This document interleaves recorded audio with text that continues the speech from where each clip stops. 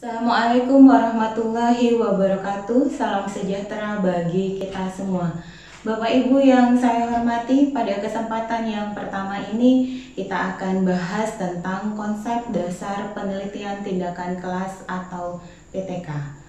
Setelah mengikuti pembelajaran ini, diharapkan nantinya Bapak Ibu memahami apa itu PTK atau pengertian dari PTK, kemudian tentang tujuan dan manfaat dari PTK, kemudian Bapak Ibu bisa tahu tentang prinsip-prinsip yang perlu dipedomani agar PTK yang Bapak Ibu lakukan sesuai dengan ketentuan yang ada, kemudian Bapak Ibu paham tentang karakteristik atau ciri khas dari penelitian tindakan kelas, dan terakhir itu tentang prosedur yang ada dalam PTK. Namun sebelum kita masuk mulai dari pengertian atau apa yang dimaksud dengan PTK, sebenarnya apa sih yang mendasari kita perlu tahu tentang PTK, ataukah nantinya dituntut Bapak Ibu perlu melakukan PTK? Sebenarnya tuntutan awal ini berasal dari adanya ketentuan yang diatur dalam Permen PAN RB 16 tahun 2009, yang mana di sana ditentukan untuk kenaikan pangkat guru ada unsur yang perlu dipenuhi, yaitu dari publikasi ilmiah, ya. Nah, Bapak Ibu bisa lihat dalam tabel berikut, ya, untuk kenaikan pangkat jenjang jabatan, ya.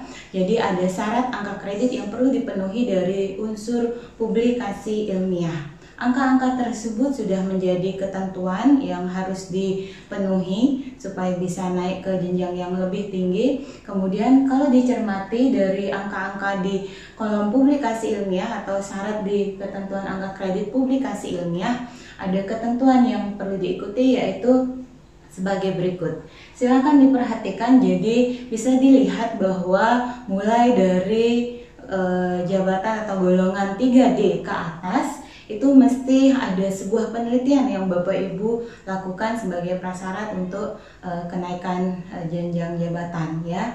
Jadi PTK, kenapa kita perlu membahas tentang PTK, kenapa Bapak Ibu perlu tahu dan nantinya supaya bisa melakukan PTK dengan baik. Dari sinilah ketentuan pertama yang menuntut atau mengamanatkan Bapak Ibu untuk melakukan sebuah penelitian, yang mana penelitian itu tidak usah jauh dari tupoksi Bapak Ibu mengajar. Kita akan banyak bicara tentang PTK, ya. Kemana rujukannya yang perlu kita pedomani di sini adalah buku 4 dan buku 5, yaitu pedoman kegiatan PKB dan angka kreditnya. Oke, kita mulai masuk dari pembahasan yang pertama tentang apa sih yang dimaksud dengan PTK, atau kita merujuk dari awal itu tentang definisi dari PTK. PTK adalah penelitian yang bersifat reflektif, ya, dengan melakukan tindakan tertentu dalam rangka meningkatkan kualitas praktek pembelajaran di kelas, ya. Jadi di sini yang juga akan menjadi pembeda antara PTK dengan penelitian yang lain itu adalah PTK merupakan penelitian reflektif, yaitu berasal atau muncul dari kegiatan refleksi yang dilakukan guru atas proses pembelajaran yang dilakukannya di kelas. Nah, kita perlu tahu sebenarnya tidak hanya sekedar melakukan PTK, tentunya ada tujuan dan manfaatnya dari Bapak Ibu melakukan PTK. Tujuannya di sana adalah tentunya yang utama sekali adalah perbaikan proses atau perbaikan kualitas proses pembelajaran. Kemudian tujuannya lain adalah mengembangkan keterampilan guru, ya, karena kita perbaikan kualitas proses pembelajaran tentunya ada yang diperbaiki atau ada masalah yang ingin diselesaikan terkait dengan proses pembelajaran. Di sana akan mau tidak mau mengembangkan keterampilan guru dalam menyelesaikan masalah proses pembelajaran itu sendiri. Kemudian dengan menyelesaikan masalah ini melalui PTK itu tentunya mengembangkan budaya menulis dan budaya meneliti, yang itu semua itu adalah nantinya membawa manfaat pada peningkatan profesionalisme seorang guru, karena di sana tentunya guru akan terlatih atau meningkatkan kompetensinya, kemudian ada rasa percaya diri yang lebih baik lagi atas posisi seorang guru, di mana bisa mengenali masalah yang muncul dan bisa menyelesaikannya melalui sebuah PTK. Oke, setelah mengetahui tujuan dan manfaat PTK, ya, kita perlu tahu prinsip-prinsip, ya, hal-hal mendasar yang perlu dipedomani agar PTK Bapak Ibu benar nantinya bisa diusulkan angka kreditnya dengan tujuan utama sebenarnya pun itu adalah perbaikan proses atau perbaikan kualitas pembelajaran, ya. Prinsip yang pertama di dalam PTK, di dalam Bapak Ibu melakukan PTK, yaitu tidak boleh mengganggu kegiatan pembelajaran atau tidak boleh mengganggu tugas guru mengajar. Karena artinya jangan sampai karena Bapak Ibu melakukan PTK, tugas utama yang Bapak Ibu harus lakukan yaitu melaksanakan proses pembelajaran menjadi terabaikan karena Bapak Ibu sibuk melakukan PTK. Tidak seperti itu, tapi justru PTK ini mendukung tugas utama Bapak Ibu mengajar. Prinsip yang kedua adalah dilakukan dalam situasi yang alami. Artinya tidak perlu settingan khusus atau Bapak Ibu sengaja mengkondisikan kelas Bapak Ibu hanya dalam rangka melakukan PTK. Kemudian prinsip yang berikutnya adalah karena PTK ini adalah sebuah penelitian, tentunya perlu memenuhi prinsip apik. Asli perlu, ya, kemudian ilmiah dan konsisten. Asli tentunya jelas merupakan karya Bapak Ibu, bukan plagiat, ya, atau mengakui karya orang lain sebagai karya Bapak Ibu. Kemudian perlu, yaitu ada nilai manfaat atas profesi Bapak Ibu. Sangat, ya, ini sudah jelas, ya, perlu di sini dalam rangka juga menunjang kenaikan karir kepangkatan Bapak Ibu sendiri di profesi guru. Kemudian ilmiah.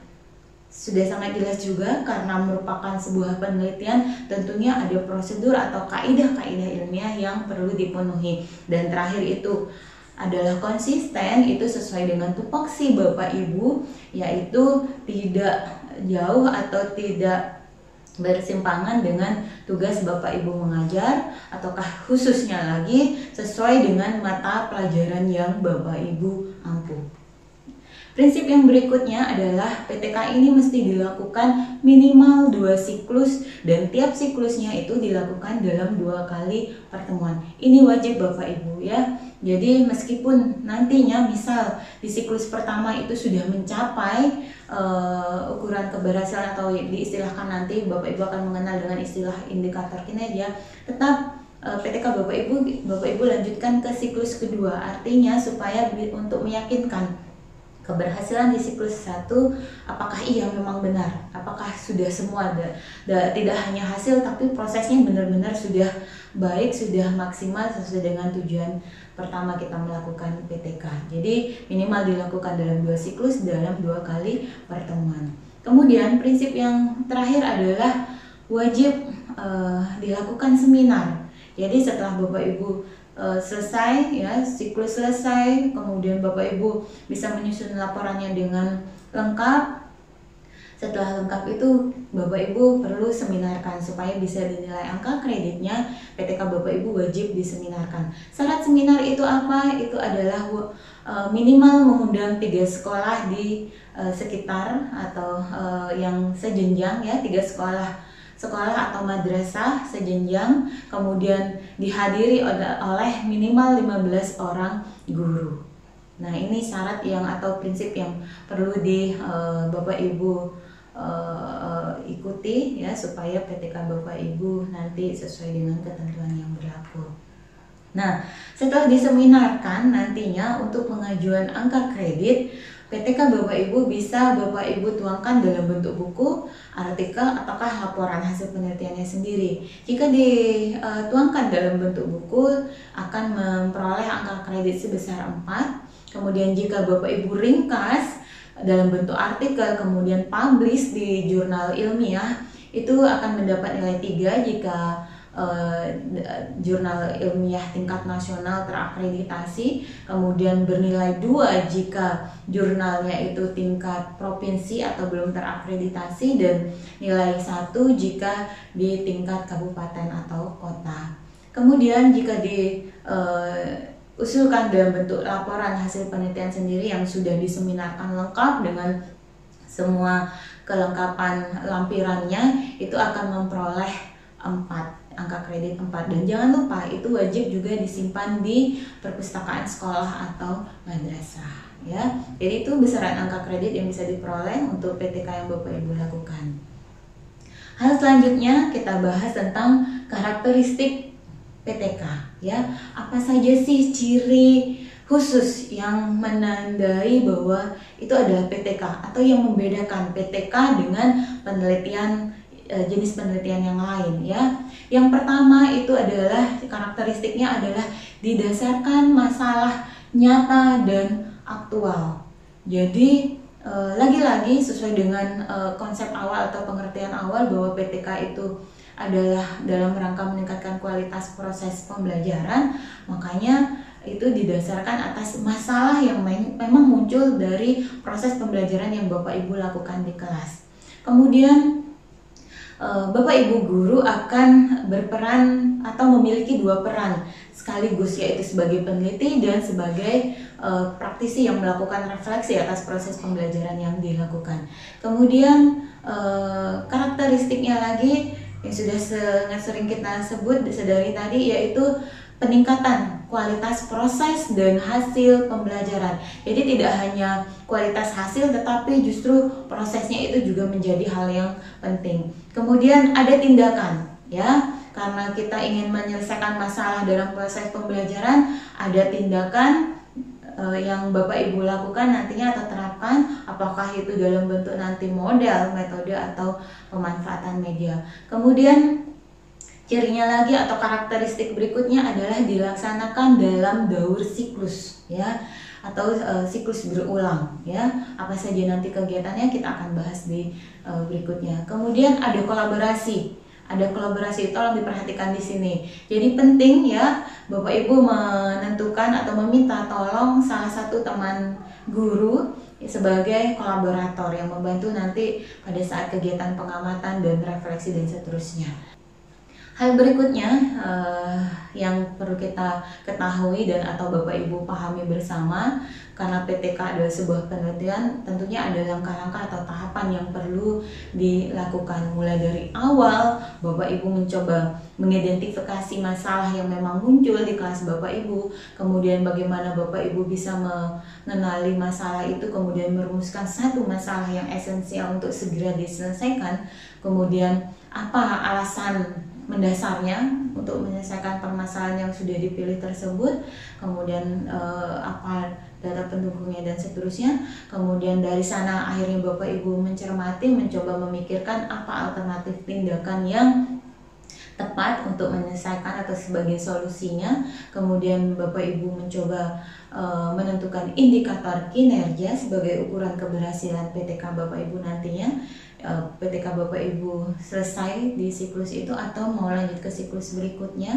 Kemudian Bapak Ibu langkah berikutnya adalah Bapak Ibu menentukan kolaborator, siapa yang bisa Bapak Ibu pilih atau mintakan bantuan sebagai kolaborator yang akan diajak diskusi bersama selama kegiatan penelitian atau PTK ini berlangsung. Setelah itu Bapak Ibu mencoba menyusun proposal, dan di sana juga tentunya Bapak Ibu perlu melakukan atau mempersiapkan kegiatan-kegiatan, yaitu di kegiatan perencanaan tindakan, lanjut ke pelaksanaan tindakan, pengamatan dan refleksi sebagai tahapan siklus PTK. Kemudian Bapak Ibu mengolah data dari Bapak Ibu setelah melakukan siklus. Tentunya akan ada data yang terkumpul, Bapak Ibu coba olah, kemudian sajikan, susun laporannya sampai pada tahap seminar. Kira-kira itu langkah per langkah yang Bapak Ibu akan lakukan saat Bapak Ibu melakukan sebuah PTK ya. Nah, kemudian hal yang juga tak kalah penting dan ini menjadi ciri khas atau ciri khusus sebuah PTK adalah bahwa dilakukan dalam daur siklus ya.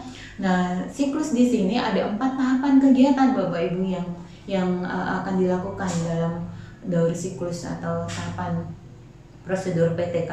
Mulai dari perencanaan, kemudian pelaksanaan tindakan, kemudian dilakukan pengamatan saat pelaksanaan tindakan, kemudian refleksi. Nah, itu keempat tahapan kegiatan itu akan berulang ke siklus berikutnya sesuai dengan hasil di siklus pertama atau siklus sebelumnya. Nah, apa saja yang dilakukan dalam perencanaan tindakan? Paling tidak seputar Bapak Ibu menyiapkan atau mengembangkan bahan ajar atau materi. Kemudian Bapak Ibu menyiapkan RPP sesuai dengan tindakan yang sudah Bapak Ibu tentukan. Kemudian Bapak Ibu menyiapkan medianya, kemudian lembar kerja untuk peserta didik, dan menyiapkan semua kelengkapan instrumen yang dibutuhkan selama tindakan. Kemudian tahap berikutnya adalah pelaksanaan tindakan. Setelah semua rencana atau persiapan disiapkan di perencanaan tindakan, Bapak Ibu tinggal langsung action, yaitu pelaksanaan proses pembelajaran yang sesuai dengan RPP yang sudah Bapak Ibu siapkan. Dan jangan lupa sesuai dengan prinsipnya tadi, dilakukan dalam situasi yang alami, tidak perlu disetting khusus, tidak perlu dikondisikan secara khusus. Kemudian pada saat pelaksanaan tindakan ini ada juga kegiatan yang perlu dilakukan atau menjadi tahap dari siklus, yaitu pengamatan, ya. Jadi di sini pentingnya ada teman kolaborator yang akan membantu pengamatan selama proses pembelajaran, baik itu mengamati tentang aktivitas peserta didik selama mengikuti pembelajaran maupun aktivitas guru atau tindakan guru dari awal memulai pembelajaran sampai dengan mengakhiri atau menutup pembelajaran. Kemudian tahap berikutnya adalah refleksi, ya. Jadi tahap yang terakhir di prosedur PTK itu adalah refleksi. Bagaimana Bapak Ibu mencoba bersama teman kolaborator mengevaluasi, menganalisis, mencermati dari seluruh data dan hasil pengamatan yang sudah terkumpul. Akan Bapak Ibu temui apa keberhasilan yang sudah muncul dan kekurangan atau kelemahan yang perlu diperbaiki. Nantinya akan ditentukan rekomendasi perbaikannya untuk ke siklus berikutnya. Dan jangan lupa dibandingkan dengan indikator kinerja yang sudah ditentukan, sudah tercapai atau belum, bagaimana keputusannya, bagaimana rekomendasinya. Kemudian itu menjadi bahan pertimbangan untuk membuat perencanaan di siklus berikutnya. Nah, itu kira-kira yang Bapak Ibu perlu pahami tentang daur siklus atau prosedur di PTK, ya. Jadi mulai dari pengertian tujuan manfaat sudah sangat jelas. Intinya PTK itu adalah berangkat dari masalah yang memang muncul di proses pembelajaran, karena akan kita selesaikan melalui kegiatan pembelajaran juga, ya. Kita ingin meningkatkan kualitas proses dan hasil, tidak hanya hasil, ya. Jadi utamanya di sini adalah di prosesnya. Demikian Bapak Ibu penjelasan untuk konsep dasar penelitian tindakan kelas.